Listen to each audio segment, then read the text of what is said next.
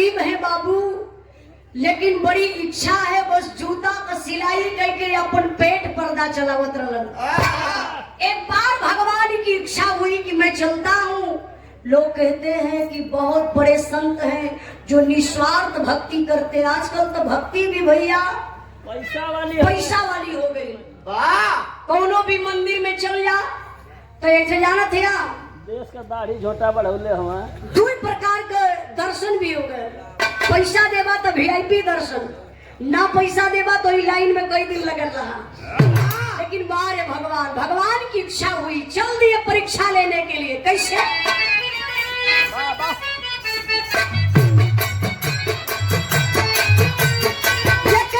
भइल भगवान जी का इच्छा,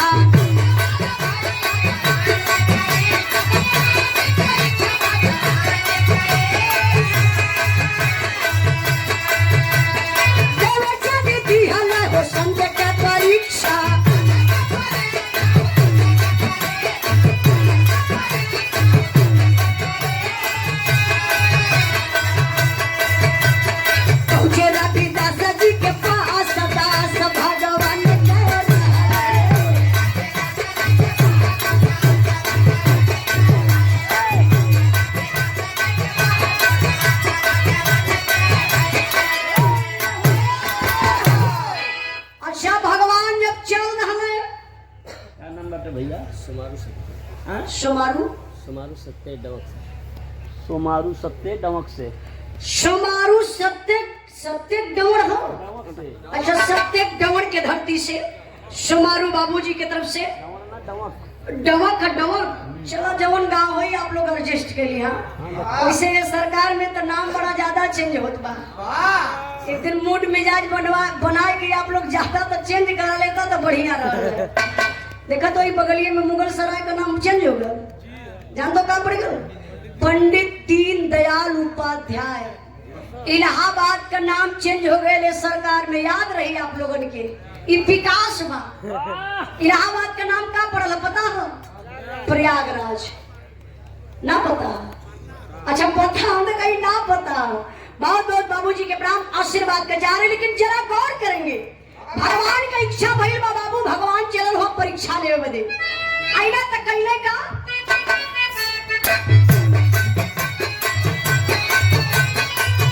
लगे भगवान हो थमावे उनके सनवा।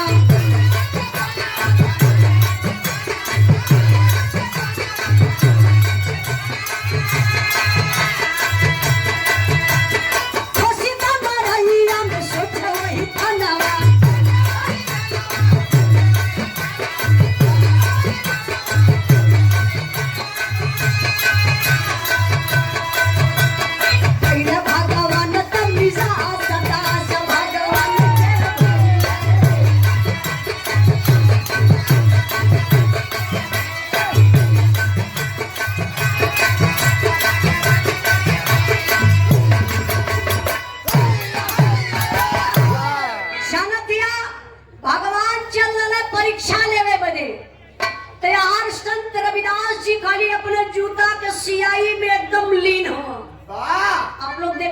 तस्वीर में ऐसे अपन जूता सियत हुए भगवान प्रकट भइलन।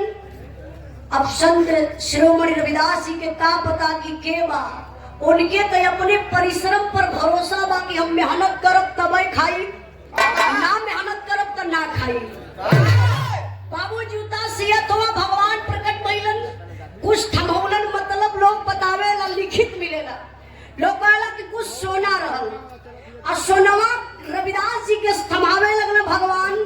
देखा ही है ना, आज का दुनिया लालच पर हो गई। हमारे मास्टर साहब साक्षात लालच करत हो, तो गमछवा दाना पैसा ना दहला। वह हमरो समझावत थैला कि मास्टर साहब लालच मत करा, ना जाने किस भेष में मिल जाए भगवान। अब ए भैया भगवान सोना थमावे लगलन। संत शिरोमणि रविदास जी कहले कि मड़ैया में खोस दा।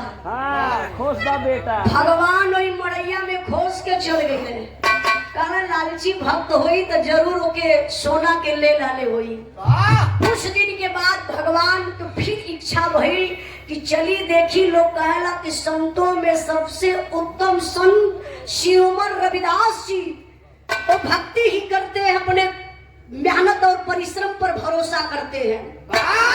लालच उनके अंदर बिल्कुल नहीं। मैं चलता हूँ देखता हूँ, भगवान आयल हुआ बाबू कुछ दिन के बाद तो भयल का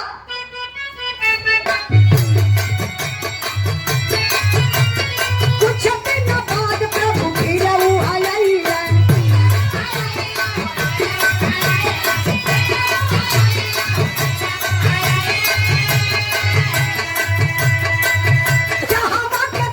अपने सोनावा के पवन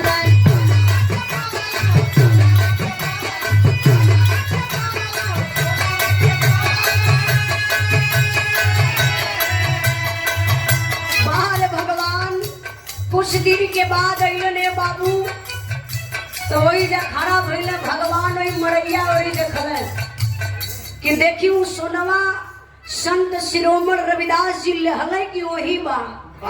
तो देखत हो बाबू सोनवा वही मरैये में खोसल बा। भगवान समझ गए कि दुनिया का सबसे बड़ा संत अगर कोई है तो संत रविदास, संत शिरोमण रविदास जी है, जो आज भी आप लोग पूजते हैं, मनाते हैं। यही होना चाहिए। मैं आप लोगों से बताना चाहती हूँ बाबू, उन पूर्वजों को जरूर आप याद करिए, उन अपने इतिहास को याद करिए। जिस दिन अपने इतिहास को भुला जाएंगे उस दिन समस्या बढ़ती जाएगी। कैसे मास्टर साहब? कुछ दिन